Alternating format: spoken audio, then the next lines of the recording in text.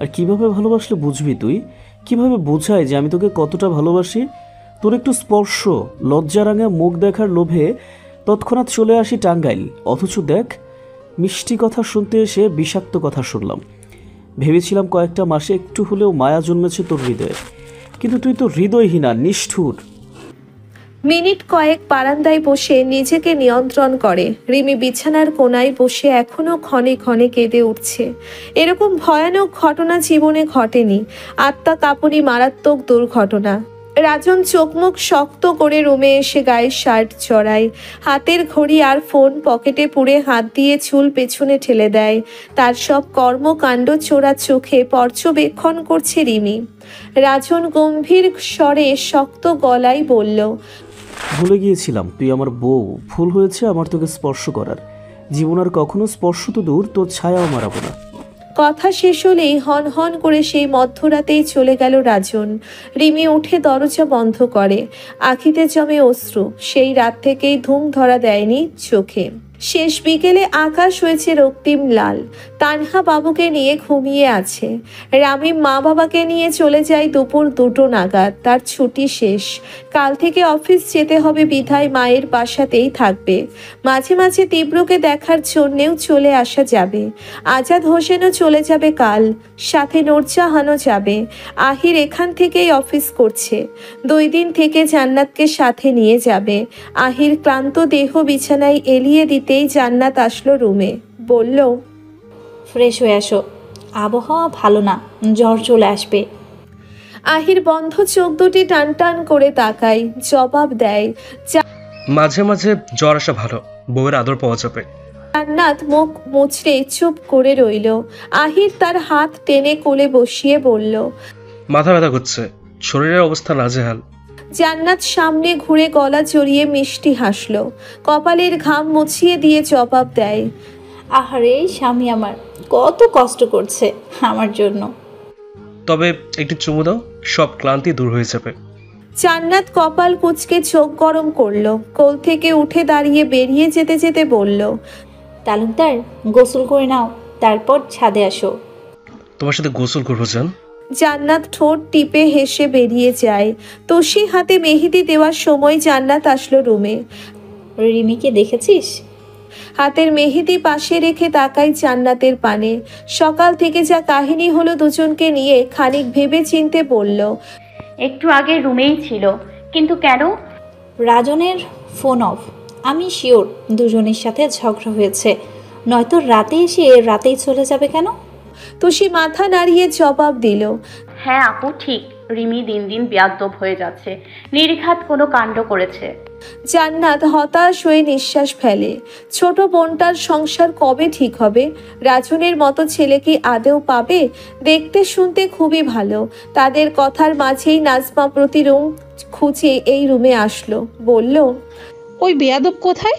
আমাকে চিন্তায় ফেলে খুব শান্তি পাস দুইজন। মরে যাচ্ছি না কেন? রাজনের কিছু হলে কি জবাব দেব বোনকে? হতচ্ছাড়ি মুখে কুলপেটে বসে আছে, হাজার প্রশ্ন করলেও টু শব্দ করছে না।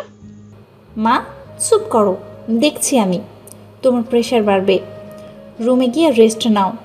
জান্নাত নাজমার হাত ধরে টেনে নিয়ে যায় বাইরে। আলতাব রহমান নিজেকে দোষ দিচ্ছেন। কেন যে অল্প বয়সের মেয়েটাকে বিয়ে দিল, মত দিলেও এখন হয়তো মানতে পারছে না। আমিনা বেগম হাত পাখা করে নাজমাকে শান্ত করার চেষ্টা করলো। সন্ধ্যার পর তুষার বাইরে থেকে এসে শুয়েছিল রুমে। নূরজাহান এসে বলল, তুষিকে কালকে নিয়ে যাই, তুই বললে রাজি হবে? আম্মা যাবই তো কয়েকদিন পর, তানহা আপুর সাথে কয়টা দিন থাকতে দাও। কতবার বলবো, ভালো লাগে না বাসায়, দম বন্ধ হয়ে আসে। তুষার নূরজাহানকে টেনে কোলে মাথা দিয়ে শুয়ে পড়ে, দুহাতে জড়িয়ে ধরে বলল, ওর মন মতো থাকতে দাও। মনে করো ছেলেকে বিয়ে করাওনি, এখন তুমি চাইলে নানুর বাসায় ঘুরে আসতে পারো। নূরজাহান হেসে ওঠে, বললেই কি বাপের বাড়ি যাওয়া যায়? শ্বশুর শাশুড়ি বেঁচে থাকতে কত ঘুরতে গেছেন, দেখা গেছে মাসে 2বারও ঘুরতে আসতেন, দেখা গেছে মাসে 2বারও ঘুরে আসতেন। মৃদু হেসে জবাব দেয়, যাব, একেবারে তোর সন্তানকে নিয়ে ঘুরে আসবো মন ভরে, সাথে তুই তুষি থাকবি, ফ্যামিলি ট্যুর হলো। কি বলিস, বুদ্ধিটা দারুণ না? মায়ের অহেতুক কথায় মুখ জুড়ল বিরক্তির ভাব ফুটিয়ে ফুস করে নিঃশ্বাস ফেলল তুষার। কখনো শুধরাবার নয়, কখনো না। আয় ডান হাতে মেহেদি পরিয়ে দিই। তুষির মেহেদি রাঙা হাতে চুমু খেয়ে তুষার কথাটি বলল। তুষি মুহূর্তেই হেসে ব্যঙ্গ করে জবাব দেয়, সেই হাত কাল সকালে কাউকে দেখানোর উপায় থাকবে তো? আমার মতো ট্যালেন্টেড ছেলেকে ছোট মনে করিস? তোর কোনো আইডিয়া আছে কি কি করতে পারি আমি? কচু পড়ো কচু। তুষার মেজাজ গরম করে উঠে যায় মেহেদি আনতে। হাতে নিয়ে তুষির সামনে বসে ধপ করে হাত ধরে নেয়। তুষি চোখ বড় বড় করে বলে, কচু পারো কচু। সত্যি সত্যি মেহেদি দিতে বসলে নাকি? যাও আমিই দিচ্ছি। তুষার রেগে আরো জোরে চেপে ধরল হাত। খুব মনোযোগে মেহেদি দেওয়া শুরু করে বলল, আর একটু কথা বললে গুনে গুনে মাই চলবে বেয়াদব। আজ মেহেদি কত প্রকার সব দেখে নেই। তুষি হতাশ হয়ে বসে রইল। হাজার বকবক করলেও কাজ হবে না। খুঁটিয়ে খুঁটিয়ে দেখতে লাগলো প্রিয় স্বামীর যত্নে দেওয়া এক পশলা ভালোবাসা। মনোযোগে সে মেহেদি দেওয়ায় ব্যস্ত। পাক্কা 40 মিনিট পর তুষির হাত ছেড়ে বড়সড় দম দিল। বলল, শেষ। দেখ তোরটা থেকে দ্বিগুণ ভালো হয়েছে। এবার রঙও হবে অনেক। জামাইয়ের যত্নে মেহেদির কালার হয় দারুণ। তুষি ফিক করে হেসে নিজের হাত উল্টে পাল্টে দেখে মনে মনে খুশি হলো।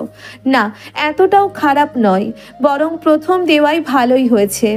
চোখ তুলে তাকানোর আগেই আচমকা তুষার গালে গাঢ় চুম্বন করে মুখ বাঁকিয়ে বলল, ভাগ্যিস ছেলে হয়েছে, নয়তো সব কাজেই পারদর্শী হতাম আমি। কিভাবে আদর ভালোবাসতে হয়, ঘর পরিপাটি রাখতে হয়, সব জানা আছে আমার। আর তুই পুরোটাই আমার উল্টো। রিমি সারাদিন আজ কারোর সাথেই ইচ্ছে করে কথা বলেনি। সে জানে সবার প্রশ্নে হাজারটা উত্তর দিতে হবে তাকে। তার থেকে চুপ থাকাই শ্রেয়। কখনো দরজা বন্ধ করে ভাবছিল কাল রাতে রাগের মাথায় যা তা বলা ঠিক হয়নি। ছেলেটা কি ভাবলো? অন্য কোনো পুরুষ হলে স্বামীর অধিকার নিয়ে প্রথম দিনই ঝাঁপিয়ে পড়তো। কিন্তু রাজন সময় দিয়েছে, বুঝিয়েছে। তবুও হুট করে এভাবে নিকটে আসায় ঘাবড়ে যায় রিমি। তাই তো মুখে যা এসেছে তাই বলে দিয়েছে। মায়ের সারাদিন ঘ্যান ঘ্যান শুনে এবার মনটা নরম হলো তার। আসলেই খবর নেওয়া হলো না। রাতে খাওয়ার সময়ও সবাই তার দিকে উৎসুক দৃষ্টিতে তাকিয়েছিল। খাওয়ার মাঝে ভেতরে ভেতরে অস্বস্তিতে পড়ে অল্প খেয়েই রুমে চলে আসে। বই নিয়ে বসলো টেবিলে। মনের বিরুদ্ধেও খুব জোরে জোরে পড়লেও কাজ হয় না। কোথাও অপরাধবোধ ভীষণ কামড়ে ধরছে তাকে। শেষে হাজার ভাবনার মাঝে ঘড়ির দিকে তাকায়। সময় এখন রাত 12টা। মুহূর্তেই চমকে যায়। এত রাত হয়ে গেল, এবার একটা কল করাই উচিত। আসলেই ফোন অফ নাকি দেখতে হবে। কখনো তো ফোন অফ রাখে না। টেবিল থেকে উঠে বিছানায় বসে কল করলো রাজনের নম্বরে। এ কি, এখনো তো বন্ধ? লোকটার কিছু হলো না তো? অজানা ভয়ে গলা শুকিয়ে আসে রিমির। দ্রুত ডায়াল নম্বর থেকে কল বসায় রাজনকে। এবারও কাঙ্ক্ষিত নম্বরটি বন্ধ আছে। মস্তিষ্কে হানা দেয় হাজার রকম প্রশ্ন। কোথায় গেল লোকটা? চট্টগ্রাম চলে যায়নি তো? উত্তেজনায় একের পর এক কল দিলেও ফলাফল শূন্য। শেষে দুহাতে মুখ চেপে ধরে ভাবতে থাকে। চোখের কার্নিশে অশ্রু গড়িয়ে পড়তেই চমকে যায় রিমি। লোকটার জন্য সে কাঁদছে। মাথার চুল খামচে ধরে ডুকরে উঠে বলে, অসভ্য রাজন ভাই, আমাকে ভয়ে মারতে চান আপনি? ফোন বন্ধ করে সবাইকে ভয় দেখানোর মানে কি? আমার জীবনটাকে আপনি যা ইচ্ছা তাই করছেন। এইভাবে ঘাপটি মেরে বসে থেকে কি লাভ? চিন্তায় আজ ঘুম আসবে না আমার। একটাবার ফোন সচল করুন রাজন ভাই, কথা দিচ্ছি। পা ধরে মাপ চাইবো, যা বলবেন তাই শুনবো। হেঁচকি তুলে কেঁদে যাচ্ছে রিমি। শুয়ে এলোমেলো হয়ে বালিশে মুখ ডুবিয়ে দিতেই মনে পড়ে ডালিয়ার কথা। তিনি তো জানতেই পারে। অস্থির হয়ে ধরপড় করে উঠে বসে কল লাগায়। এত রাতে কল দেওয়ায় খানিক অপেক্ষা করতে হলো। ওপাশ থেকে ডালিয়া বলল, কেমন আছো রিমি? খোঁজ খবর নাও না। আজ এত রাতে হঠাৎ কল দিলে কেন? রিমি হালকা গলা ঝাড়ি দিয়ে ডিরেক্ট প্রশ্ন করে, রাজন ভাই কোথায় মামনি? তোমার ওইখানে? ফোন অফ কেন? এইভাবে চিন্তায় ফেলে সবাইকে মারতে চাইছে তোমার ছেলে। কি বলিস রিমি? রাজন এখানে নেই। তাছাড়া দুপুরে আমাকে কল করে ভালো মতেই তো কথা বলল। রিমি এবার অবাক হলো বেশ। সকাল থেকে নাজমা একটু পর পর কল করেই যাচ্ছে। ফোন অন করলে নাজমা বুঝতো, তবে ডালিয়া মিথ্যা বলবে কেন? একটু নীরব থেকে বলল, তোমার সাথে কথা হয়েছে? কোথায় সে? নম্বর বন্ধ রাখার কি মানে? ডালিয়া বেগম মৃদু হেসে জবাব দেয়, চিন্তা করিস না, ঘুমা। আমি কালকে বলবো তোর ওখানে যেতে। মাঝে মাঝে ওই নম্বরে নেট পায় না, এই জন্যই অন্য নম্বর থেকে কল দিয়ে আমার সাথে কথা বললো। অন্য নম্বর? এই লোকের কতগুলো সিম আছে? মুহূর্তেই দাঁত কটমট করে বলল, তাকে বলো আমার ফোনে কল করতে। মা আমাকে সারাক্ষণ বকছে। আজ তার জন্য সারা দিন সবার জ্ঞান শুনতে হয়েছে আমায়। ডালিয়া উচ্চস্বরে হেসে উঠে বলল, হয়তো ঘুমিয়ে পড়েছে। আমি বলছি তুই নম্বর তুল, কল করে দেখ রেসপন্স করে কিনা। আচ্ছা বলো। ডালিয়া ফোন চেক করে 11 ডিজিটের সংখ্যা এক এক করে বললেন। রিমির সবগুলো সংখ্যা ফোনে তোলার পরপরই আচমকা চোখ দুটি অস্বাভাবিক বড় হয়ে যায়। নিজের চোখে কোনো মতেই বিশ্বাস করাতে পারল না সে। চোখের চশমা খুলে ওড়না দিয়ে মুছে আবারও চোখে পড়ল। মনকে মিথ্যা সান্ত্বনা দেয় সে যা দেখছে সব ভুল। চকিত দৃষ্টিতে কয়েকবার দেখে উত্তেজনায় হাত কেঁপে ওঠে। বুকের ভিতর অবিরত হাতুড়ি পেটাচ্ছে তার। নিজের অজান্তেই ফোন পড়ে রইল বিছানায়। কান্নারা গলায় আটকে আছে। যার জন্যে এত অপেক্ষা সেই এত কাছে ছিল, এতদিন কেন লুকিয়ে গেছে? না, সে ভুল দেখছে। কাপা হাতে ফোন তুলে বার কয়েক সংখ্যাগুলো আওড়ালো। এটা কিভাবে সম্ভব? এতটা মিল কিভাবে হয়? ওড়নার কোণা চেপে কেঁদে ওঠে রিমি। লোকটিকে সামনে আনতে হবে। তাকে অনেক প্রশ্ন করার বাকি আছে। দিনের পর দিন কষ্ট দিয়ে কি মজা পেয়েছে রাজন? সকালেই ফোন করে এর একটা বিহিত করা চাই। তখন রিমি তাকে সামনে দাঁড় করিয়ে গলায় ছুরি ধরে বলবে, আমার এতগুলো সময় ফিরিয়ে দিবি তুই? আমার সাথে কেন লুকোচুরি খেললি? পুরুষ মানুষের বুকের পাটা এত ঠুনকো কেন? আমার সাথে দিনের পর দিন গেম খেলে গেছিস, কেন করলি এসব? মনে মনে হাজারো অভিমানে রাজনকে কল করা হলো না। কান্নাকাটি করে নাক টানছে অবিরত। এই লোকটাকে কতই না খুঁজেছে, মন প্রাণ নিয়ে নিজের অজান্তেই ভালোবেসেছে। ঘরের মাঝে শত্রু রেখে সে খুঁজেছে দূরের শহরে। রাগ তরতর করে বাড়ল তার। বিছানার চাদর শক্ত করে চেপে ধরে দাঁত কটমট করে। আজ হাতের কাছে পেলেই খুন করে ফেলতো। রাজন হঠাৎ করেই রাত 3টের দিকে শ্বশুর বাড়ি পা রাখলো। সারাদিন বন্ধুর বাসায় সময় কাটালেও মন শান্ত ছিল না, কেমন হাঁসফাঁস লাগছিল। সারাদিন ইচ্ছে করেই ফোন অফ রেখে ঘুমিয়ে কাটিয়েছে, কিন্তু রাতে ঘুমানোর জন্যে শুতেই এপাশ ওপাশ মোচড়ামুচড়ি করলেও ঘুম ধরা দেয় না। শেষে বাধ্য হয়েই এ বাসায় আসা। তবে কথা যখন দিয়েছে কোনোভাবেই রিমির রুমে যাবে না।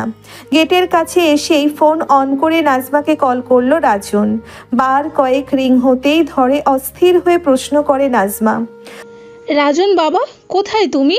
বাসায় আসছো না কেন? এত রাতে কল করেছো, কোনো অঘটন ঘটেছে? মামি ঠিক আছি, গেটের বাইরে দাঁড়িয়ে আসুন একটু কষ্ট করে। নাজমা বেগম চট করে কল কেটেই চলে যায় গেট খুলতে। তখন সারা বাসা নিশ্চুপ। বাসায় প্রবেশ করে নাজমা বেগম বলল, হাত মুখ ধুয়ে খেয়ে নাও। রিমির পক্ষ থেকে আমি দুঃখিত। ছেলে মানুষ, বুঝোই তো, কি বলতে গিয়ে কি বলে, মাথায় এক বিন্দুও বুদ্ধি নেই। রাজন জোরপূর্বক হালকা হেসে ভাবল সব বলে দিয়েছে সবাইকে। দীর্ঘশ্বাস ফেলে জবাব দেয়, সকালে খাবো, এখন ঘুম পাচ্ছে। আপনি ঘুমাতে যান মা, কষ্ট দিলাম। নাজমা আঁচলে মুখ মুছে রাজনের মাথায় আদর করে চলে যায় রুমে। রাজন ঠোঁট গোল করে নিঃশ্বাস নিয়ে গেস্ট রুমে যেতেই চোখ যায় রিমির রুমের দিকে। ভাবে এক পলক দেখে গেলে কি খুব ক্ষতি হবে? মৃদু হেসে পা বাড়ায় রাজন। দরজা ধাক্কা দেওয়ার সাথে সাথেই চট করে খুলে যায়। প্রবেশ করে সামনে তাকাতেই দুই ভ্রু আপনা আপনি ভীষণ রকম কুঁচকে যায় তার। বিছানায় হেলান দিয়ে রুক্ষ চেহারায় থম মেরে বসে আছে রিমি। ক্ষণে ক্ষণে কেঁপে উঠছে। রাজন নিজেকে গালি দিল। কাল রাতের কথা হয়তো ভুলতে পারেনি মেয়েটি। সারাদিন মেয়েটা কি এভাবেই কেঁদেছে? এখন সামনে দেখে আরো হয়তো রেগে যাবে রিমি। ভেবে চিনতে রুমের বাইরে আসতেই মাথায় আসে, রাগ করলে মাথা ঠিক থাকে না। যদি কোনো অঘটন ঘটে যায়। একা মস্তিষ্ক শয়তানের বাস। রাজন হালকা ঢোক গিলে ফিরে এলো রিমির রুমে। যতই ঝগড়া হোক সোফায় তো শুতেই পারে। গায়ে সেই জামা কাপড় নিয়েই সোফায় গুটিসুটি হয়ে শুয়ে পড়ল। এত বড় দেহ নিয়ে আয়েশ করে শোয়া যায়? তবুও আরামের কথা মাথায় রেখে ঝেড়ে চোখের উপর হাত রেখে ঘুমিয়ে যায়। রাজনের এত রাতের আগমনে অপ্রস্তুত হয়ে যায় রিমি। ভ্যাবলার নেই চেয়ে চেয়ে দেখছিল কাণ্ড কারখানা। সেই ফোন নম্বর মিলে যাওয়ার পর থেকে কেঁদেই যাচ্ছে সে। লোকায়িত প্রেমিকের দেখা পেয়ে যেখানে খুশি হওয়ার কথা সেখানে আজ রিমি কাঁদছে। লোকটা কোনো কথাও বলল না, চুপচাপ ঘুমিয়ে গেল। সারাদিন নিজে ঠিকই দিব্যি ভালো ছিল। ফজরের আজানের সময় রিমি আর বসে থাকতে পারল না। ঘুমন্ত রাজনের সামনে গিয়ে রক্তচক্ষু নিয়ে তাকায়। রাগে মাথা ধপধপ করছে। হঠাৎ কি মনে হতেই দুহাতের সর্বোচ্চ শক্তি দিয়ে গলা চেপে ধরে। আকস্মিক ঘটনায় রাজন ঘাবড়ে যায়। চোখ খুলে দেখতে পায় রিমির তেজি মুখ বদল। রাগী উড়নচণ্ডী রূপ ধারণ করেছে। তৃষ্ণার্ত গলা ভিজিয়ে দমবন্ধ হয়ে আসতেই চেতনা ফেরে রাজনের। তাড়াহুড়ো করে দুহাতে রিমির বাহু ধরে জোরে ধাক্কা দিয়ে সরিয়ে দেয়। রিমি আচমকা ফ্লোরে বসে অঝরে অশ্রু ফেলে। রাজন উঠে কাঁদতে কাঁদতে বলে, কি এমন করেছিলাম কাল রাতে যার জন্য মেরে ফেলতে চাইছিস? আচ্ছা ঠিক আছে, ডিভোর্স চাস? কালকে সবাইকে বলে ডিভোর্স দিয়ে দিচ্ছি, তবু একটু শান্তি দে, দিন দিন অশান্তিতে মরে যাচ্ছি। রাজন উঠে পানি খেলো। বারান্দায় মেঝেতে বসে মাথার চুল চেপে ধরে। আর একটু হলেই চিরদিনের জন্য দম বন্ধ হয়ে যেত। কেন আবারও আসতে গেল এই বাসায়? দূরেই দিব্যি ভালো ছিল। আকাশের দিকে তাকিয়ে ঘন ঘন শ্বাস নেয়। কাল সকালেই চলে যাবে চট্টগ্রাম। শুধু শুধু সময় নষ্ট করে আসলো। কোথায় ভাবলো রিমি সারপ্রাইজ হবে, হিতে এখন বিপরীত হয়ে গেল। কয়েক মিনিট পর চোখ বন্ধ করে বুক ভরে শ্বাস নিতেই অনুভব করে কেউ পেছন থেকে দুহাতে আষ্টে পৃষ্ঠে জড়িয়ে ধরে হেঁচকি তুলে কাঁদছে। পেছন ঘুরে রিমিকে দেখে এবার যেন নিজের অজান্তেই আশ্চর্যের সপ্তম পর্যায়ে পৌঁছয় সে। তার ভাবনার মাঝে রিমি ফুপিয়ে উঠে বলে, মেরে ফেলবো, আমি জেনে গেছি ওই লোকটা আপনি। লাস্টে 25 নম্বরের ছেলেটি আপনি। প্রতিদিন যেভাবে আমাকে যন্ত্রণায় মেরেছেন ঠিক সেইভাবেই আজ থেকে একটু একটু করে প্রতিশোধ নিব আমি। রাজন চমকে যায়। কি বলছে এই মেয়ে? ভয়ে থতমত খেয়ে বলে, ছাড় রিমি, কি উল্টাপাল্টা কথা বলছিস? রিমি এবার ভারী রেগে যায়। চোখ গরম করে শার্টের কলার চেপে ধরে বলল, কি ভেবেছিস দিন দিন বোকা বানাবি আমায়? চুরি করবি আর ধরা পড়বি না? আমার মন নিয়ে গেম খেলেছিস তুই, প্রতারক, বেঈমান। জানিয়ে বিয়ে করলে কি হতো? একটা সুন্দর সংসার অন্তত হতে পারতো। এতদিনের লুকোচুরি এভাবে ধরা পড়বে তা ঘুণাক্ষরেও ভেবে দেখেনি রাজন। যখন সব জেনেই গেল তবে বলেই দিক আজ। অনেক হলো লুকোচুরি। রাজন ওর চোখে দৃষ্টি রেখে নরম স্বরে বলে উঠল, বিয়ের রাতে যখন সামনাসামনি কথা বলতে গেলাম তুই আমাকে কিছু বলতে না দিয়ে অপ্রকাশিত প্রেমের কথা বলে দিলি। তুই বল, বাসর রাতে নিজের নামে তোর মুখ থেকে ভালোবাসার কথা শুনে সামলাতে পারিনি। মনে হচ্ছিল এভাবেই চলুক, দেখি তুই কতটা সত্যি কতটা ভালোবাসিস। প্রতিদিন খেপিয়ে দিতাম লুকায়িত প্রেমের নামে উল্টাপাল্টা কথা বলে। এদিকে রেগে যখন আমাকে যা বলতি মনে মনে বেশ হাসি পেত আমার কথাই তুই আমার কাছে বলতি। ব্যাপারটা কিউট না? রিমি হতবাক হয়ে অপলক চেয়ে আছে রাজনের দিকে। রাজন ফুস করে নিঃশ্বাস ফেলে রিমির গালে হাত রেখে আবারও বলল, অনেকবার আকার ইঙ্গিত দিয়েছি তোকে, বুঝিস নি এটা আমার দোষ? কি ইঙ্গিত দিয়েছিস বল। এই যে আমার সামনে কোমলমতি কাঁদছে, তোর কান্নায় বুকের ভেতর তোলপাড় শুরু হয়েছে। আমার ইচ্ছে করছে সব দূরত্ব মিটিয়ে দেই। একদিন বলেছিলাম চশমাতে তোকে মিষ্টি লাগে, এ কথাটা মেসেজেও বলেছিলাম। ছোট মাথায় না বুঝলে আমার কি দোষ? রিমির শার্টের কলার ছেড়ে দূরে দাঁড়ায়। চোখের পানি হাতের উল্টো পিঠে মুছে বলল, যদি আমি বিয়েতে রাজি না হতাম তখন? রাজন উচ্চস্বরে হেসে ওঠে, বলল, তুই রাজি হলেও বিয়ে হতো, না হলেও হতো। ভেবে দেখ, ওই মেসেজ ছাড়া আর কোনো অস্তিত্ব খুঁজে পেতি না আমার।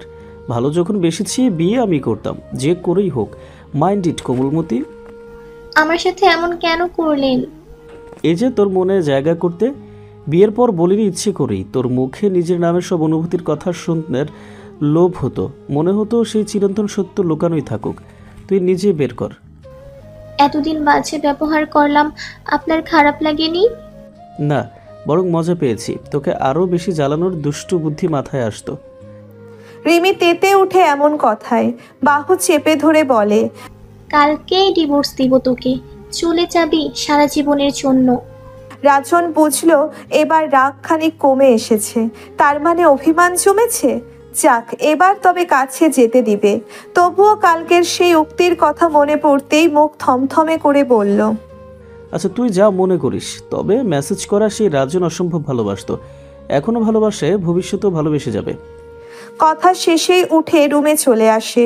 ফোন হাতে নিয়ে দরজা খুলতেই দৌড়ে আসে রিমি, জড়িয়ে ধরে কেঁদে ভাঙা কণ্ঠে বলে, কোথায় যাচ্ছেন? খুন করব আপনাকে, আজ থেকে দূরে গেলেই মেরে ফেলবো। আমাকে কষ্ট দেওয়ার মাসুল একটু একটু করে সব ফিরিয়ে দিব। রাজন গলা খাকারি দিয়ে সামনে ঘুরে শক্ত হয়ে দাঁড়ালো, লক্ষ্য করলো মেয়েটার পাগলামি অল্প সময়েই একটু আদরের জন্যে মরিয়া হয়ে উঠেছে। এবার পাষাণ মনকে গালি দিল। এদিকে রিমি যেভাবে ধরেছে নড়ার জো নেই, একটু গম্ভীর স্বরে বলল, ছি রিমি, কি অধপতন তোর! চরিত্রহীন ছেলেকে জড়িয়ে ধরছিস, যা স্পর্শে তোর গা ঘিনঘিন করছে। আগের থেকেও জোরে শক্ত করে জড়িয়ে ধরে অস্পষ্ট করে জবাব দেয়, হ্যাঁ আমি খারাপ, তুই খারাপ বানিয়েছিস আমায়, আমাকে রেখে কোথাও যাবি না তুই। রাজন ঠোঁট টিপে হাসলো, বলল, তা কিভাবে আমার সন্ধান পেলি? ওই ছেলেটাই আমি, অন্য কেউ তো হতে পারে। রিমি মাথা তুলে চোখে চোখ রেখে সব কথা খুলে বলে।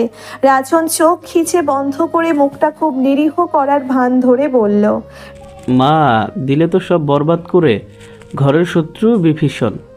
রিমি রেগে তাকায়। ইস, এই মেয়ের চোখে পানি দেখেও কি মায়াবী লাগছে। যেভাবে চেপে ধরেছে, এত রাতে বেহায়া পুরুষ জাগ্রত হতে চাইছে। হঠাৎ করেই রিমির বাহু গলিয়ে কোলে তুলে নেয়, বিছানায় শুইয়ে দিয়ে গলা ঝাড়ি দিয়ে বলল, চল ঘুমাবি, অনেক হয়েছে কান্নাকাটি। সকালে মারিস কাটিস, যা ইচ্ছা তাই করিস, অভিমানে বাপের বাড়ি চলে যেতে পারিস। এবার তোর বুকে মাথা রেখে ঘুমাতে চাই। রিমি লজ্জায় মাথা নইয়ে রাখলো। একটু আগে ভয়েই জড়িয়ে ধরে রেখেছিল, যদি রুম থেকে চলে যায় তখন। রিমিকে জবাব দিতে না দেখে আচমকা গলায় গাঢ় চুম্বন করে বলে, আমার ঠোঁটে তোর ঠোঁট মিলিত হতে চাইছে, তুই কি দিবি সম্মতি? লজ্জায় রিমি মুখ লুকায় রাজনের পক্ষে, ঘন ঘন নাক ঘষে সম্মতি বোঝায়। রাজন ঠোঁট টিপে হেসে এগিয়ে যায় রিমির ঠোঁটের দিকে। মুহূর্তেই ঠোঁট ডুবিয়ে দীর্ঘ সময় ধরে চুম্বন করলো রিমির ঠোঁটে। রাত গড়িয়ে সকাল হলো। তুষি ঘুম থেকে উঠেই খেয়াল করছে রিমির চঞ্চলতা প্রতিদিনকার মতো মুখ গোমরা করে নেই, কেমন আগের মতো ঠোঁটের কোণে হাসি লেগেই আছে। ভোরের দিকে ঘুমানোর ফলে রিমি রাজনের বাহু ডোরে আবদ্ধ হয়ে ঘুম থেকে উঠেছে বেলা করে। 8টায় সজাগ হয়ে নিজেকে ছাড়িয়ে নিল। বিছানা থেকে উঠে ফ্রেশ হয়ে ভয়ে ভয়ে বেরিয়ে আসে ড্রয়িং রুমে। কেউ কিছু বলবে না তো? হাজার প্রশ্নের মুখোমুখি হতে ভালো লাগে না। তখন বাড়িতে ছিল তুষি, তানহা, জান্নাত, আমেনা আর নাজমা। আতিকুর রহমান অফিসে চলে যায়।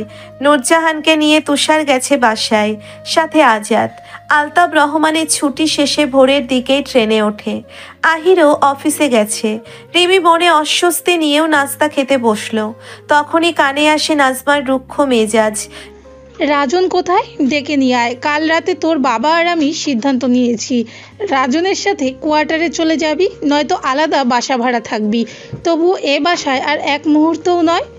রিমি অপরাধীর ন্যায় মাথা নাড়িয়ে বলে, কলেজে যেতে হবে তখন। ওইখানে ভর্তি হবি? এখান থেকে টিসি নিয়ে যাবি? জান্নাত কলা খেতে খেতে উত্তর দেয় রিমির কথায়। রিমি পড়ে মহাবিপদে। কিভাবে বুঝবে সে? সব ঠিকঠাক হয়ে গেছে। সারা রাত ঠিকমতো ঘুম না হওয়ার দরুন পুরো মুখ ফুলে আছে। কান্না করার ফলে চোখ হয়েছে তালগাছ। চশমা আছে বিদ্যায় একটু রক্ষে পাওয়া।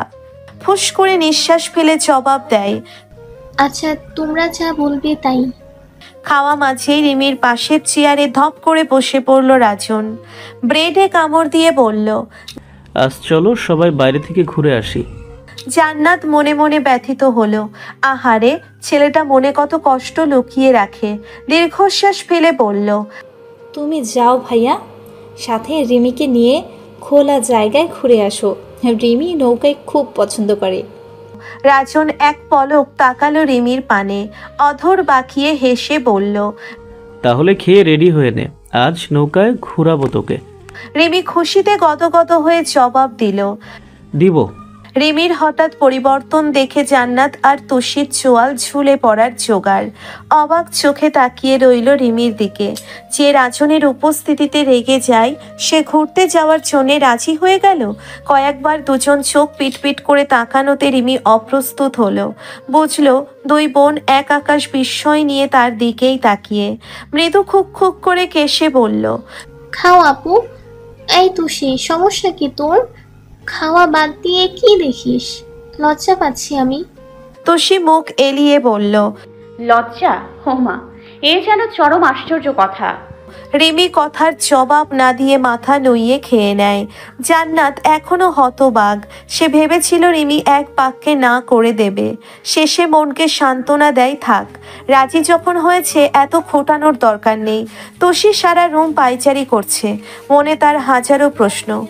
একটু আগেই রিমিকে জরুরি তলবে তার রুমে ডেকেছে। তুষি পায়চারি থামিয়ে পা ঝুলিয়ে বিছানায় বসলো। তখনই রিমি দরজায় উকি দিয়ে বলল, ডাকলি কেন? তুষি চট করে তাকায় রিমির দিকে, হাতের ইশারায় তার সামনে বসতে বলে। রিমি ভেঙচি কেটে হেলে দুলে আসে তুষির সামনে, ঠোঁট ছিটকে বলে, কি ভাই, বুঝলাম না, কেন ডাকলি? তুষি চোখ বড় বড় করে আগা গোড়া নিক্ষেপ করলো রিমির দিকে। চোখ থেকে মুখ, মুখ থেকে হাত, সব চোরা চোখে নজর দিয়ে বলল, তোর কি হয়েছে আমাকে বল। রাজন ভাই কি তোকে জাদু টাদু করলো নাকি রিমি? রিমি গলা খেকিয়ে ঠোঁট টিপে হাসলো, বলল, হ্যাঁ ওই রকমই। কারণ আমি জেনে গেছি ওই রং নম্বর থেকে কে মেসেজ করতো। তুষি মনে করার চেষ্টা করে জবাব দেয়, কে করতো? রাজন। মুহূর্তেই ঠোঁট দুটি আলাদা হয়ে যায় তুষির। কি বলছে এসব? সেই ছেলেটা কিভাবে ওই অপরিচিত লোক হয়? হলেও বলেনি কেন?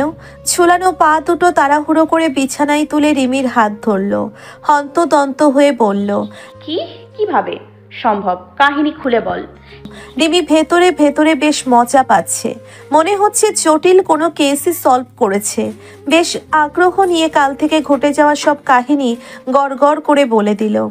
এসব শুনে তুষি ঠাস করে বিছানায় পড়ে যায়, হাত পা ছড়িয়ে ছিটিয়ে কাঁদো কাঁদো কণ্ঠে বলল, হে আল্লাহ, এসব কি হচ্ছে?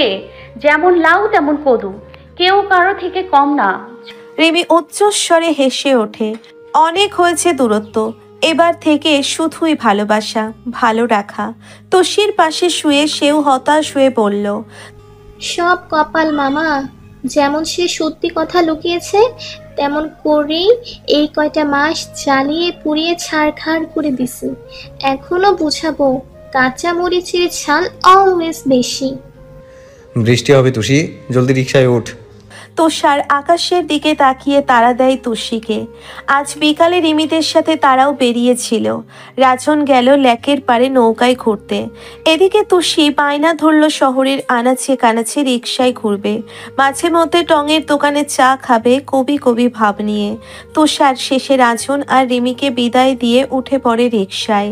সামনেই ফুলের দোকান দেখে তুষি খুশিতে তুষারের বাহু খামছে ধরে বলে, চলো, গাজরা কিনে দিবে। পেছন ঘুরে তাকাই দোকানে। রিকশা মামাকে দাঁড় করিয়ে বলল, 5 মিনিট মামা, আসছি আমি। তুষার যেতেই তুষিও নেমে পড়ে। ফুলের দোকানে চারিপাশ খুঁজে খুঁজে বাছাই করতে ব্যর্থ হয় গাজরা, কারণ সব গাজরাই তার মনে ধরেছে। এভাবে 20 মিনিট পার হতেই তুষার রেগে যায়। তুষিকে তাড়া দেওয়ায় সময় হুট করেই চোখ যায় আকাশের দিকে। আজ আকাশ মেঘলা, যে কোনো সময় বৃষ্টি আসবে। তুষির বাহু ধরে টেনে আনলো রিকশায়, চোখ গরম করে বলল, অলরেডি 4টা গাজরা কিনেছিস তুই, আর কত চাই? কাঁচা ফুলের গাজরা নষ্ট হয়ে যাবে। চল বাসায়, বৃষ্টি আসবে। তুষি মুখ ফুলিয়ে কাঁদো কাঁদো হয়ে উত্তর দেয়, আর একটাই তো চেয়েছিলাম, তাই খুব দোষ হয়ে গেছে। অভিমানের পাহাড় তরতর করে বেড়ে ওঠে তার। শেষে তুষার দীর্ঘশ্বাস ফেলে উঠে যায় দোকানে। পকেট থেকে টাকা বের করে গাজরার দাম দিয়েই দৌড়ে আসে রিকশায়। মামা জলদি বাসায় চলুন, আর কোথাও যাব না।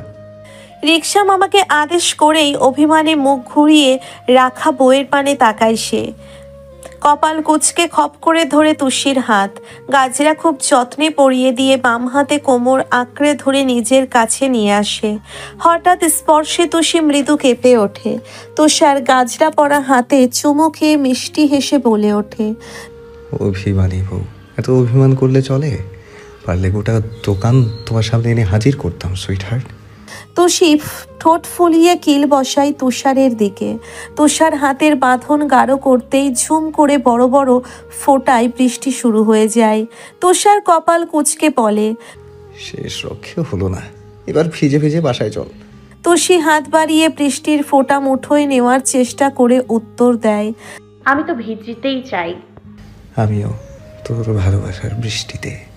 তুষার কানের পিঠে ফিসফিস করে কথা বলতেই তুষির নড়াচড়া বন্ধ হয়ে যায়। বিস্ফোরিত দৃষ্টিতে তুষারের দিক তাকিয়ে হালকা ঢোক গেলে তুষির ভরকে যাওয়া চাহুরি দেখে তুষার দুষ্টু হেসে রিকশার হুট তুলে সবার দৃষ্টির অগোচরে তুষিকে গভীর স্পর্শ করলো। বৃষ্টি পড়ার সময়ে রেবি আর রাজন নৌকার ছাউনির ভিতরে আসায় ভেজেনি একটুও। নৌকা তারা 1 ঘন্টার জন্য ভাড়া করেছিল। এখন এই বৃষ্টির সুযোগে রিমির কোলে চট করে শুয়ে পড়ে।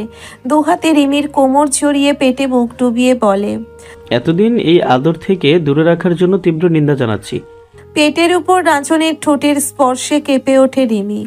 অজান্তেই দুহাত রাজনের চুলের মাঝে দিয়ে উত্তর দেয়, কোল থেকে উঠুন প্লিজ, অস্বস্তি হচ্ছে আমার। রাজন ঠোঁট টিপে হাসল। এবার শাড়ির ভাঁজে অবিরত নাক ঘষতে থাকে। এমন বেহায়া স্পর্শে নিঃশ্বাস ভারী হয় রিমির। চুল শক্ত করে খামচে ধরে সরিয়ে দিতে চাইল।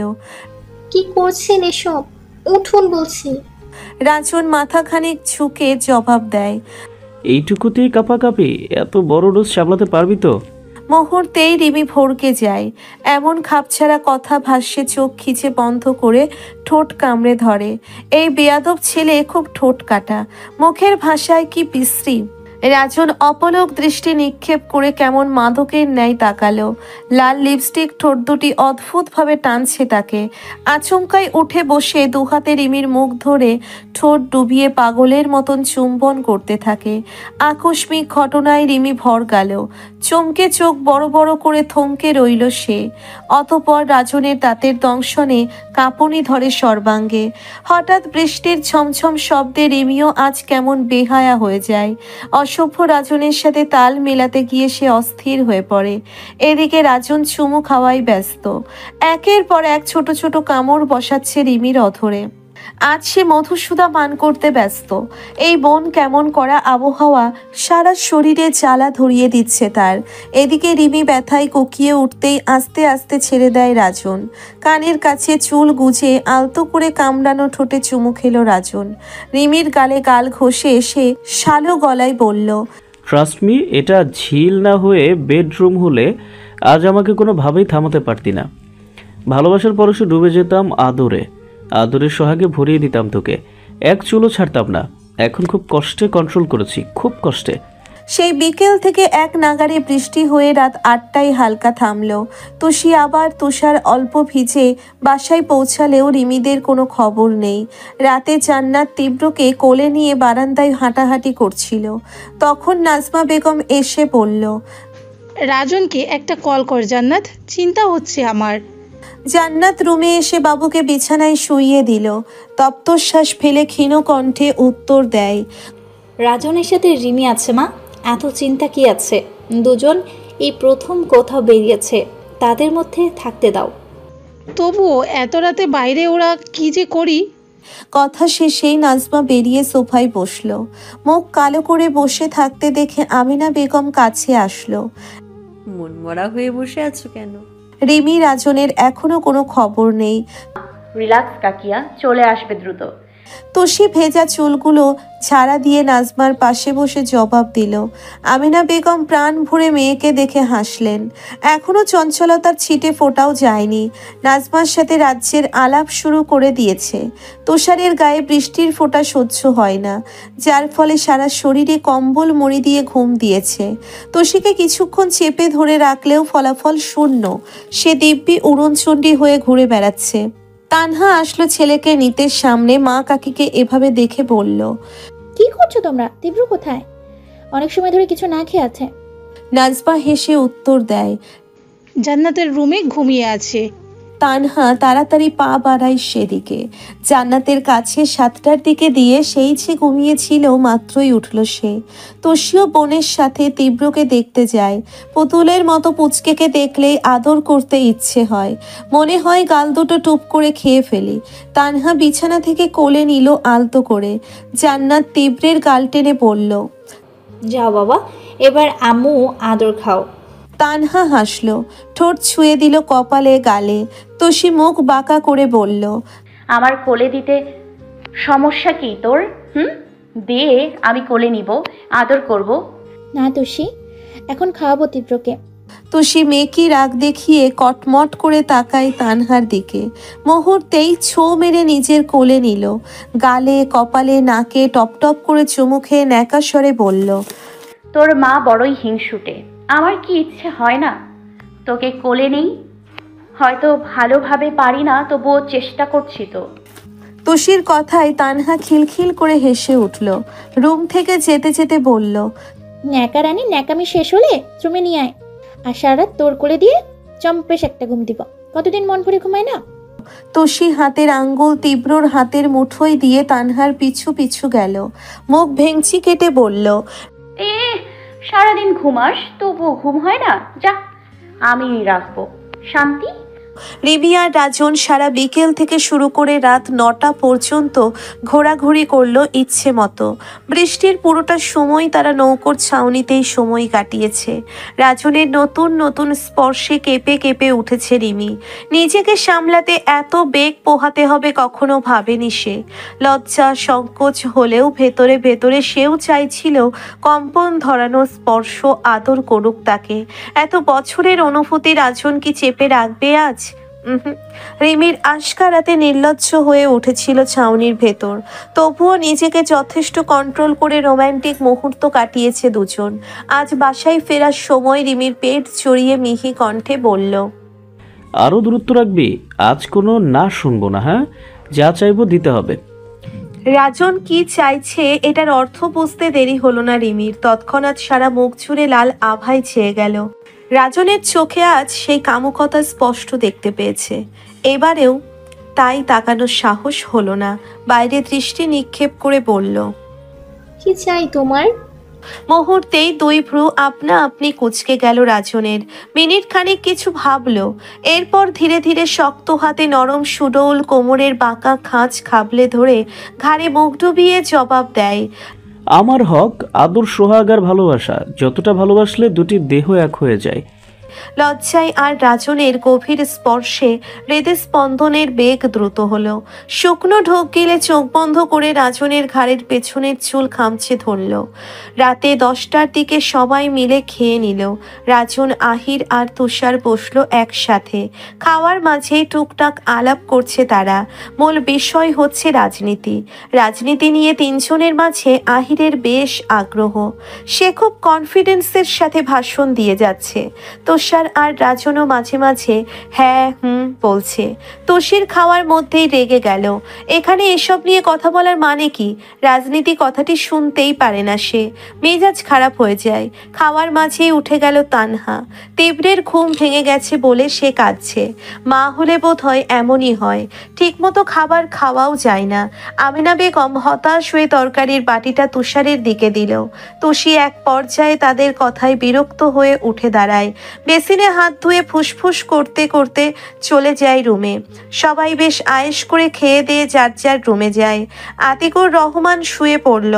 আমিনা বেগম তার পাশে শুয়ে বলল, শরীর কেমন এখন? প্রেশারের ওষুধ খেয়েছেন? আতিকুর রহমান চোখ বুঝলেন, নরম গলায় উত্তর দেয়, খেয়েছি, তোমার কোমর ব্যথা কেমন হয়েছে এখন? ভালো, কাজ করলে একটু বেড়ে যায়। আতিকুর রহমান দীর্ঘশ্বাস ফেলল। বয়স হচ্ছে তাদের, আস্তে আস্তে শরীরের সবকিছু ক্ষয় হতে থাকবে। এই সোনার মতো দেহটাই নিঃশ্বাস বন্ধ হওয়ার সাথে সাথে চিরদিনের জন্যে দাফন করে রাখবে নিজের আপন জনরাই। আমিনা বেগম তার পাশে শুইয়ে জড়িয়ে ধরল, বুকে মাথা রেখে বলল, নিজের খেয়াল রাখতে শিখুন। আপনি ছাড়া আর কোথাও ঠাঁই নাই আমার এই বাড়িতে, ততদিন আমার যতদিন আপনি বেঁচে আছেন। সারা জীবন এভাবে আঁকলে রাখবেন আমায়। তুষার ছাদে বসে থেকে আধা ঘন্টা পর রুমে আসলো। দেখলো তুষি উপন্যাসের বই নিয়ে গভীর মনোযোগ সহকারে পড়ছে। মুহূর্তেই নাকমুখ কুঁচকে গেল তার। এগিয়ে এসে ছো মেরে বইটি নিয়ে উল্টে পাল্টে দেখে বলল, লাল শালু, ছি, কি ছিরি তোর পছন্দের। বই নেওয়াতে রীতিমতো রাগে ফুঁসছে তুষি। তুষারের সামনে এসে চোখ গরম করে বই নিতে চাইল। তুষারও নাছুর বান্দা লম্বা হাতে বই রাখলো আলমারির উপর। তুষিকে আরো রাগিয়ে দেওয়ার জন্যে হু হু করে হেসে উঠে বলল, এবার নিয়ে দেখা। তুষি রেগে যাওয়ার ফলে সারা মুখ লাল হয়ে যায়। তুষারের শার্টের কলার চেপে ধরে বলল, তুই জঙ্গলি খারাপ লোক, আমার পিছে ঘুরঘুর না করলে ভালো লাগে না। তুষির রক্ত লাল চোখের দিকে অপলক তাকালো। ইচ্ছে করলো ছুঁয়ে দিতে। মাঝের দূরত্ব ঘুচিয়ে হালকা ঝুঁকে টোকা দিল কপালে। তুষি তখনও রেগে লাফালাফি শুরু করেছে। তুষারের বাহুকে নিজের সর্বোচ্চ শক্তি দিয়ে খামচি দিয়ে অল্প রাগ কমলো। তুষারের চোখের দিকে তাকিয়ে বলল, এবার কেমন লাগে দেখ, প্রতিশোধ কিভাবে নিতে হয়। তুষার ঠোঁট কামড়ে হাসলো। টুপ করে গালে কামড় বসিয়ে বলল, আমি ধরলে নড়তে পারবি? প্রমাণ দিব। তুষারের কথায় ভরগে যায় তুষি। শার্টের কলার ছেড়ে দূরে আসতে চাইলেই খপ করে ধরে ফেলে তুষার। পেছন থেকে দুহাতে পেট চড়িয়ে ধরে ঘাড়ে নাক ঘষে। চুল সরিয়ে রুক্ষ ঠোঁট চেপে ধরে তুষির ঘাড়ে। তুষির অবস্থা নাজেহাল। পালাতে অগ্রসর হতেই তুষার হাতের বাঁধন শক্ত করে। পেছন থেকেই দুহাতে জড়িয়ে উপরে উঠিয়ে বিছানায় আনে। আলতো করে শুইয়ে তার পাশে এসেও গা এলিয়ে দেয়। তুষির লজ্জা রাঙা মুখের দিকে তাকিয়ে মনে মনে হাসলো তুষার। এই ছোট্ট আদরেই নিঃশ্বাস ভারী তুষির। ডান হাত তুষির পিঠ গলিয়ে এক ঝটকায় নিজের উপর ওঠায় তুষার। একটু ঝুঁকে ঠোঁটে চুমু খেয়ে গালে গাল ঘষে দেয়। টি শার্টের ভেতর দিয়ে বেহায়া হাত এলোমেলো হয়ে বিচরণ করে তুষির কানে কামড় বসিয়ে বলল, I love you sweetheart. পৃথিবীর সিদ্ধ পুরুষদের মতো এই অধম অনেক ভালোবাসে তোকে। তুষারের কথায় ঠোক গেলে তুষি। এবার নিজেই তুষারের গলা ছড়িয়ে গলায় মুখ গুজে কামড় বসায়। পিঠে শক্ত করে ধরে গভীর চুমু খেয়ে বলল, আই লাভ ইউ দুই, আই লাভ ইউ দুই। সারা জীবন জ্বালানোর জন্য তোমার সাথে লেগেই থাকবো। তুষার দাঁতে দাঁত চেপে ব্যথা সহ্য করে তুষির কানে ফিসফিস করে জবাব দেয়, তোর সব জ্বালা আমি ঠান্ডা করে দিব। টিভি পড়ছিল বিছানায় শুয়ে শুয়ে। রাজন খেয়ে রুমে এসেই কোথায় যে চলে গেল আর দেখা নেই। রিমি বই থেকে মুখ তুলে দেওয়াল ঘড়ির দিকে তাকায়। সময় এখন 11টার দিকে। লোকটা এখনো আসছে না কেন? কোথায় গেল না বলে? মুহূর্তেই নিজের ভাবনার মাঝে রিমি ভরগে গেল। এই 2 দিনেই তাকে নিয়ে চিন্তা করছে সে। অবশ্য করবে নাই বা কেন? কাল থেকে আদরের উপর সময় কাটছে তার। নিজের পুরুষের এক এক রূপে পরিচিত হচ্ছে। হাতে ফোন তুলে কল দিল রাজনকে। 2 বার রিং হতেই কেটে দিল রাজন। আবারও কল করলো রাজনকে। এবারও কোনো সাড়া নেই। ফুস করে নিঃশ্বাস ফেলে বই খাতা সব টেবিলে গুছিয়ে রাখলো। গায়ের ওড়না বিছানার কোনায় রেখে শুয়ে পড়ল। দরজা খোলাই আছে। যখন ইচ্ছে তখন আসুক। আজ কথা বলবে না রিমি। বিকেলে ঠিকই বড় বড় মুখ করে বলল, তোর কাছে যা চাইবো তাই দিবি। তারপর থেকেই রিমি ভেতরে ভেতরে লজ্জা পেলেও প্রস্তুত হয়েছিল। আজ রাজন চাই বলুক হ্যাঁ করে দেবে, কোনো বাধা দিবে না। রিমি মুখ বাঁকিয়ে পাশ ফিরে ঘুমানোর জন্যে চোখ বন্ধ করলো। কিছুক্ষণের মাঝে ঘুম ধরা দেয় চোখে।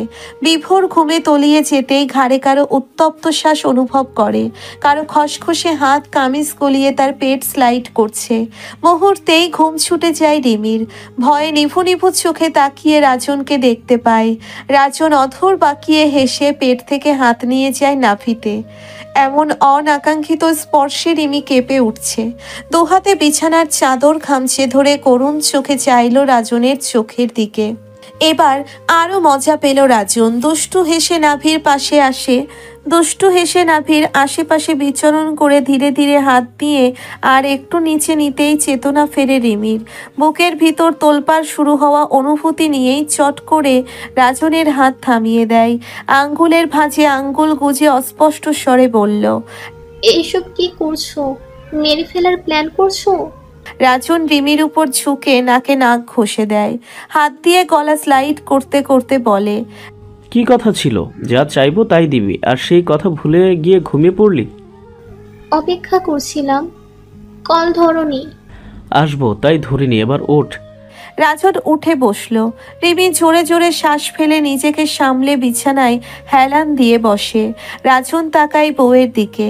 রিমির ভেতরের অবস্থা বুঝতে পেরে দেরি করলো না, হাতের ব্যাগ বাড়িয়ে দিয়ে বলল, ব্লাউজ পেটিকোট পরে আয়, আজ নিজ হাতে শাড়ি পরিয়ে দিব তোকে। রিমি চমকালো, ভয়ে ভয়ে ঢোক গিলে বলল, কি বলছো চাতা? চলো ঘুমাবো। রাজন চোখ লাল করে তিরিক্ষি মেজাজে শুধায়, যা বললাম তাই হবে, 5 মিনিট টাইম, নয়তো খুব খারাপ হয়ে যাবে। রিমি লজ্জায় কোনো জবাব দিল না, আগের মতোই বসে রইল। ধৈর্যের এবার বাঁধ ভেঙে গেল রাজনের। নিজেই আরো নিকটে এসে রিমিকে উঠিয়ে তার কোলে বসালো। এক টানে পেছনের কামিজের চেন খুলতেই থরথর করে কেঁপে ওঠে রিমি। ধরে যাওয়া গলায় চট করে বলল, আমি যাচ্ছি, ব্যাগ দাও, পরে আসি। তৎক্ষণাৎ ছেড়ে দেয় তাকে। রিমির কম্পিত ঠোঁটে আঙ্গুল দিয়ে ছুঁইয়ে দিয়ে বলল, ভালো কথার দাম নাই, যাও কুইক, সময় মাত্র 4 মিনিট।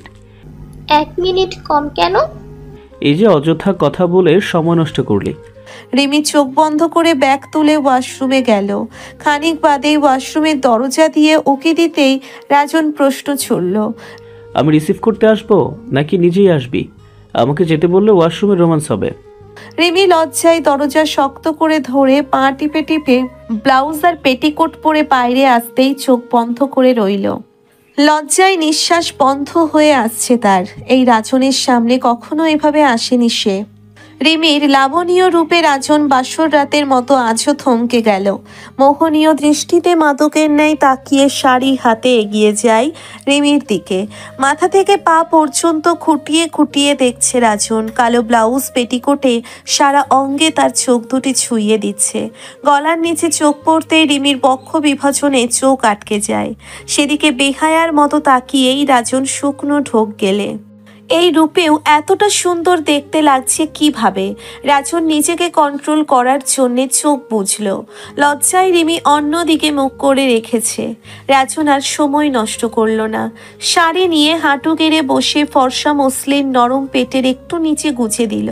এই প্রথম এতটা গভীরে পুরুষের স্পর্শে রিমি পেটিকোট খামচে ধরে, দাঁত দিয়ে ঠোঁট কামড়ে ধরল। রাজন ফের শাড়ি গুজে কুচি করল। এবার সবগুলো কুচি হাতে নিয়ে গুজে দেওয়ার জন্য নাভির দিকে তাকাতেই চোখ আটকে যায় সেখানে। ঘন ঘন শ্বাস নেওয়ার ফলে শরীর মৃদু নড়ছে।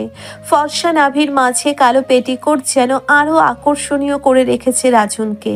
ভেতরের বেহায়া পুরুষ ক্ষণে ক্ষণে বলছে গভীরভাবে ছুঁয়ে দিতে। চট করে চোখ সরিয়ে নিল রাজন। ঠোঁট গোল করে বড় শ্বাস নিয়ে কুচিগুলো হাতে নিয়ে গুজে দেয় নাভির 2 ইঞ্চি নিচে। সেখানে হাত দিতেই মনে হচ্ছে তাকে টানছে। এবার বসে রইল না, হাত বের করে নাভির পাশে পাশে আঁকুবাঁকু করতেই তার চুল খামচে ধরে রিমি। এলোমেলো নিঃশ্বাস তার। রাজন নেশালো দৃষ্টিতে তাকিয়ে আছে পেটের দিকে। দুহাতে কোমর জড়িয়ে ঠোঁট ছুঁয়ে দিল পেটে। নাক মুখ ঘষতেই আরো শক্ত করে মাথা চেপে ধরে পেটে। পুরুষ মানুষের সামনে এভাবে দাঁড়িয়ে থাকলে কেই বা সামলাতে পারে? রাজনের বেলায়ও তাই। কোমরে স্লাইড করতে করতেই পেটে ওষ্ঠ ছুঁয়ে বেসামাল করে ফেলল রিমিকে। রিমির মুখের দিকে দৃষ্টি দিয়ে রাজন দেখে, চোখ বন্ধ করে বড় বড় নিঃশ্বাস ফেলছে। দুহাতে তারই মাথা খামছে ধরে আছে। এই বুঝি মাথার সব চুল ছিঁড়ে ফেলবে। বক্ষ বিভাজন ক্রমাগত ওঠানামা করা দেখে রাজন উঠে দাঁড়ায়, চট করে কোলে তুলে বিছানায় ফেলে দেয়। মাত্রই কুচি দেওয়া শাড়িখানা এক টানে খুলে অর্ধনগ্ন করে রিমির উপর ওঠে। কম্পিত ঠোঁট চুমু খেয়ে গলায় ছোট ছোট চুমু খায়। ঘাড়ে মুখ ঘষে বাম হাতে এক এক করে ব্লাউজের হুক খুলল রাজন। লজ্জায় রিমি পিঠ খামছে ধরে রাজনের। নিজের অজান্তে শার্টের বোতাম খুলতে যেতেই রাজনও তাকে সাহায্য করলো। এক টানে ফেলে দেয় ফ্লোরে। রাজন ব্লাউজ খুলে ছুঁড়ে মারে দূরে। আজই তৃষ্ণার্ত হৃদয়ে বৃষ্টি আনবে সে। রিমিকে দুহাতে জড়িয়ে ধরে তার সারা দেহ নিজের মাঝে মিশিয়ে নিল। নিজের বেহায়া ঠোঁট দুটো বউয়ের সর্বাঙ্গ কাঁপিয়ে তুলল সারা রাত। এক অজানা সুখে ডুবে যায় দুজন। বুকের মাঝে তোলপাড় করা রিমিও বক্ষে টেনে নেয় তাকে। ভালোবাসার এক নতুন অধ্যায়ের সাথে পরিচিত হলো তারা। এই নির্জন শীতল বৃষ্টিমুখর রাতে রাজনের ভেতরে নির্লজ্জ পুরুষ হাঁপিয়ে তুলল রিমিকে। ভোরে উঠেই তীব্র ঠোঁট উল্টে কাঁদছে। রামিম ঘুমো ঘুমো চোখে পাশ ফিরে ছেলের গালে অধর ছুঁয়ে চুমু খেলো। ছেলের ডাগর ডাগর আখিগুলোতে ভীষণ মায়া। উঠে কোলে নিয়ে রুমের চারিপাশ নজর বুলাই রামিম। এত সকালে তানহা গেল কোথায়? মেয়েটা সিজারের 2 মাসের মাথায় আগের মতো তিরিং বিরিং শুরু করেছে। রামিম ফুস করে নিঃশ্বাস ফেলে এগিয়ে যায় ড্রয়িং রুমে। রজনী তখন রান্নাঘরের দিকে যাচ্ছে। নাতির কান্নার আওয়াজের সামনে এসে বলল, তীব্র কাঁদছে কেন? তান্হা কোথায়? রামিম মায়ের কোলে বাবুকে নিয়ে ডান হাতে মাথার চুল পিছনে গুজে জবাব দেয়, রুমে পাচ্ছি না। এত সকালে গেল কোথায়? খুঁজে দেখো, আমি তীব্রকে রাখছি। রামিম মাথা নাড়িয়ে ছাদের দিকে পা বাড়ায়। 2 দিন আগেই শ্বশুরবাড়ি থেকে বউ আর ছেলেকে নিয়ে এসেছে। এতদিনে তীব্র অনেক কিছু বুঝতে পারে। মায়ের গন্ধ শুকে ঠিকই চুপটি করে থাকে। রাতে বাবাকে পেয়ে ঘুমের ঘোরেই হাসে। রামিম এসে দেখলো তানহা হাঁটাহাঁটি করছে। সকাল 6টায় ছাদে কি করো? ভূতে ভর করলো নাকি? আচমকা তানহা খানিক চমকালো। পিছনে ঘুরে রামিমকে দেখে ফুস করে নিঃশ্বাস ফেলল। স্বামীর সামনে দাঁড়িয়ে জবাব দিল, ভূতে ভর করেছে সেই কলেজ লাইফে, এখনো ছাড়ার নাম করছে না। মুচকি হেসে তানহার গালে হাত রেখে রামিম বলল, এ জীবনেও আর ছাড়বো না। ছেড়ে দিতে চাইলেও পারবে না। রামিম আলতো করে জড়িয়ে ধরে হেসে ওঠে। তানহা পিঠে চাপড় মেরে প্রশ্ন ছুড়ল, বাবু কোথায়? ঘুমে? সারাত ঘুমায় না? এখন আমার চোখ মুখ ভেঙে ঘুম আসছে রাহিম। তীব্র দাদুর কোলে। ঘুম বাদে ছাদে আসছো কেন? সকালে ফুরফুরে বাতাসে মন ফ্রেশ করতে। রামিম তানহার হাত ধরে টেনে নিয়ে যেতে যেতে বলল, অনেক মন ফ্রেশ হয়েছে, এবার জামাইয়ের মন ফ্রেশ করো। এই বেচারার 2 মাসে মনে খরা দেখা দিচ্ছে, এবার একটু বৃষ্টি নামাও। তানহা খিলখিল করে হেসে নরম হাতে কিল বসালো রামিমের পিঠে। নিচে এসে তানহা দেখে রজনী কোলে তুলিয়ে সারা রুমে পায়চারি করছে। তীব্র তার ছোট্ট হাতের থাবায় দাদুর ওড়না নিজের মুঠোয় নিয়ে ঘুমিয়ে পড়েছে। তানহা ছেলেকে চুমু খেয়ে বলল, বিছানায় শুয়ে দিন মা। সারা রাত ঘুম হয় না তোমার, যাও একটু ঘুমিয়ে নাও, আমি বাবুকে রাখছি। তানহা হুট করেই রজনীকে জড়িয়ে ধরে। নিজের মা না হলেও সব সময় ভালোবেসে আগলে রাখে, পরিস্থিতি বোঝে। কিছুক্ষণ পর তাকে ছেড়ে চোখ মুছল হাতের উল্টো পিঠে। এতটা ভালোবাসতে নেই মা। রজনী তানহাকে আদর করে বলল, তাহলে কতটা ভালোবাসতে হয় আম্মাজান? তানহা এবার ঠোঁট ফুলায়, নাক টানতে টানতে রুমে যায়। রামিম এতক্ষণে ঘুমিয়ে কাদা। সেও চুপটি করে রামিমের বুকে ঝাঁপিয়ে পড়ল। ফিস ফিস করে বলল, এই তীব্রের বাবা, ঘুমিয়েছেন? আদর করবেন না? কত বছর আপনার আদর খাওয়া হয় না। ঘুমের মাঝেই চোখ তুলে তাকায় রামিম।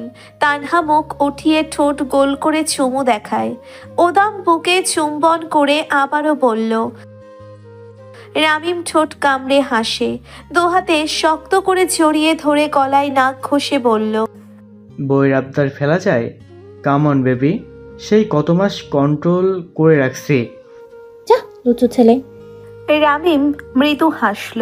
তানহার শরীর নিজের মাঝে মিশিয়ে নিয়ে ঠোঁট ছুঁয়ে দিল প্রতিটি অঙ্গে। নিজের ঠোঁট ডুবিয়ে দেয় তানহার ঠোঁটে। গলায় ছোট ছোট কামড়ে উত্তেজিত হয়ে পড়ল তানহা। প্রায় 1 বছর পর স্বামীর ভালোবাসায় ক্ষণে ক্ষণে কেঁপে উঠছে। দেহ জুড়ে হানা দেয় আগুনের ন্যায় উত্তাপ।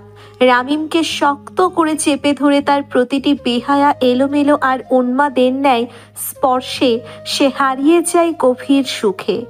রামিমেরও তৃষ্ণার্ত হৃদয়ে এক পশলার বৃষ্টি নামল। তুষি মাত্রই কলেজ থেকে এসে কাঁধের ব্যাগ টেবিলে রাখল। তৎক্ষণাৎ আমিনা বেগম রুমে এসে নরম গলায় বলল, বিকেলে নূরজাহান আসবে, সাথে তুই যাবি? এই তো 15 দিন আগেই ঘুরে আসলো তুষারের বাসা থেকে, এখনই আমার কিসের চাওয়া?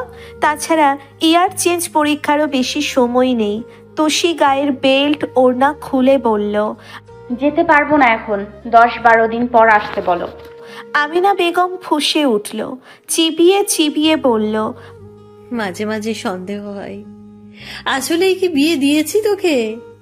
মাসের 25 দিনই আমার বাসায় থাকতে দেয় ভাবি, ভাই যেন কিছু বলে না। আর যেতে বলেছে তাই মুখের ওপর না করে দিলি? পরক্ষণেই তুষি নাক মুখ কুচকে ফেলল, বিরক্ত হয়ে বলল, তোমার খ্যাক খ্যাক বন্ধ করো মা, ওই বাসায় গেলেই তো শান্তি। ঠিক আছে মা, আসুক, চলে যাব আমি, আর কখনোই আসবো না। তা আসবি কেন? পারিস তো শুধু রাগ দেখাতে, আমার ওপর সবাই জেদ দেখাতে পারিস। তুষি দাঁতে দাঁত চেপে আমিনা বেগমের সব কথা গিলে ওয়াশরুমে চলে যায়। নূরজাহানের আস্তে আস্তে প্রায় সন্ধ্যা হয়ে এলো। আগে থেকেই জানিয়ে রাখার ব্যাগ, বই, খাতা সবকিছু গুছিয়ে রেখেছে তুষি। রিমি নূরজাহানকে নাস্তা দিয়ে তুষির সামনে গিয়ে বলল, তাড়াতাড়ি আসিস, একা বাসায় মরা মরা লাগে। হিজাব পরে ঠিকঠাক করলো তুষি। ব্যাগ হাতে নিয়ে চোখ টিপে বলল, জাস্ট 2টা দিন মাই বেবি, তারপরেই চলে আসবো ফুরুত করে। মুখের কথা রাখিস, কলেজ মিস দিস না ভাই, ভাল লাগে না। স্কুল লাইফ কত মজা ছিল, বাসাটাও হই হুল্লোড় হয়ে থাকতো। হাই, হ্যাঁ, স্কুল লাইফ সব থেকে বেস্ট লাইফ। তাছাড়া বাসায় আমরা 2 জন আছি না, 2 জনেই মাতিয়ে রাখবো, দেখিস। রিমি হেসে তুষির কাঁধ জড়িয়ে নিচে নেমে আসে। সেখানে আমিনা বেগম, নাজমা 2 যা নূরজাহানের সাথে আড্ডা দিচ্ছে। তুষিকে দেখে উঠে পড়ল নূরজাহান। হাতের ব্যাগ নিজের কাছে নিয়ে তুষিকে বলল, রাগ করিস না তুষি, তোর কথা ভীষণ মনে পড়ছিল। এবার চল, রাত হয়ে যাবে। তুষি আমিনা বেগমের মাথায় হাত বুলিয়ে বলল, যাই মা, ঠিকঠাক খাওয়া দাওয়া করে নিও। তীব্রকে দেখতে ইচ্ছে হলে রিমিকে বলবে, রিমি ভিডিও কলে কথা বলিয়ে দেবে। অতঃপর রিমির দিকে তাকিয়ে বলল, কাজে সাহায্য করিস কাকি আর মাকে। চলে আসবো আমি, ভালোভাবে থাকিস। নূরজাহান যাওয়ার আগে আমিনা বেগমকে বলল, মেয়ে হয়েছে শ্বশুরবাড়ি যাবে, তুমি কান্না বন্ধ করে দুমুঠো খেয়ে কাজ করতে যেও। কথা শেষে নাজমার সামনে এসে হাত ধরে আবদার করে, নিজের বোনের মতো 2 জন এত বছর থেকেছ, বুঝেছ, তাই বলছি চিন্তা করবে না মেয়েদের জন্য, তারা সুখেই আছে সব কয়টা। দোয়া করো নামাজে। আর 2 জন সারাদিন কাজ বাদ দিয়ে কিছু খেয়ে নিও। গেলাম, আবার দিয়ে যাব। আমিনা বেগম আঁচলে চোখের পানি মুছে ফুপিয়ে উঠল। নূরজাহান আর তুষিকে গাড়িতে উঠিয়ে তারা বাসায় চলে আসে। তুষারের রুমে এসে ফ্রেশ হয়ে গা এলিয়ে দেয় বিছানায়। তার মা কেন বোঝে না? তুষার ছাড়া এই হৃদয় চৈত্রের খরার মতো খাখা করে। এই রুমে দমবন্ধ হয়ে আসে তুষার ছাড়া।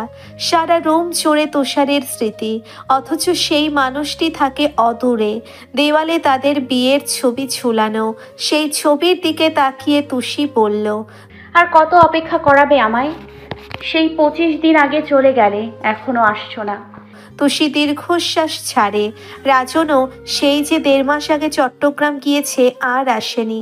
প্রতিদিন ফোন কলে সারা রাত বাক্য আদান প্রদান করে তারা।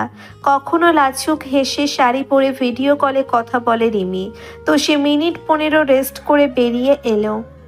এখনো রান্না বান্নার জানে না, সবার আদরে শেখা হয়নি। নূরজাহান চা করছে 2 জনের জন্যে। তুষিকে দেখে ডাকলো সে, এদিকে বিস্কুটের বয়ামটা এনে দে। তুষি এসে সেলফ থেকে বিস্কুট নিয়ে ট্রেতে রাখলো, বলল, একা বাসায় থাকো কিভাবে? তুই তো আসিস না, এভাবেই থাকতে হয়। নানুকে আসতে বলো। শরীর ভালো থাকে না মায়ের, তুষার আসলে দেখতে যাব। নূরজাহান 2 কাপ চা নিয়ে টি টেবিলে রাখলো। তুষি ট্রে হাতে তার পিছু পিছু গিয়ে বলল, তুমি একাই যাও, তার আসতে হবে কেন? নূরজাহান তুষির কথা শুনে হাসলো, ভুরু উঁচিয়ে বলল, তার মানে কাকে বোঝালি, কে সে? তুষি লজ্জায় মুখ ফোলায়, ঠোঁট উল্টে জবাব দেয়, তোমার ছেলে। নূরজাহান চায়ে চুমুক দিতেই কলিং বেল বেজে ওঠে। তুষি উঠে ভাবুক হয়ে বলে, অসময়ে কে এলো মামা? গিয়ে দেখ তো। তুষি চায়ের কাপ রেখে উঠে আসলো দরজা খুলতে। ছিটকানি খুলতেই চোখ পড়ে বেবি ফ্রক পরা গোলগাল মুখের রাহাকে। কোমরে দুহাত রেখে কপাল কুঁচকে তার দিকে তাকিয়ে আছে। সিল্কি চুলগুলো এলোমেলো হয়ে সারা মুখে পড়ে রয়েছে। তুষি মুখ বাঁকা করে বলল, কি চাই রাহামণি? এই সন্ধ্যাবেলা এখানে কেন? আন্টি জানে? রাহা ছোট ছোট আঙ্গুলে তুষির পা জড়িয়ে ধরে বলল,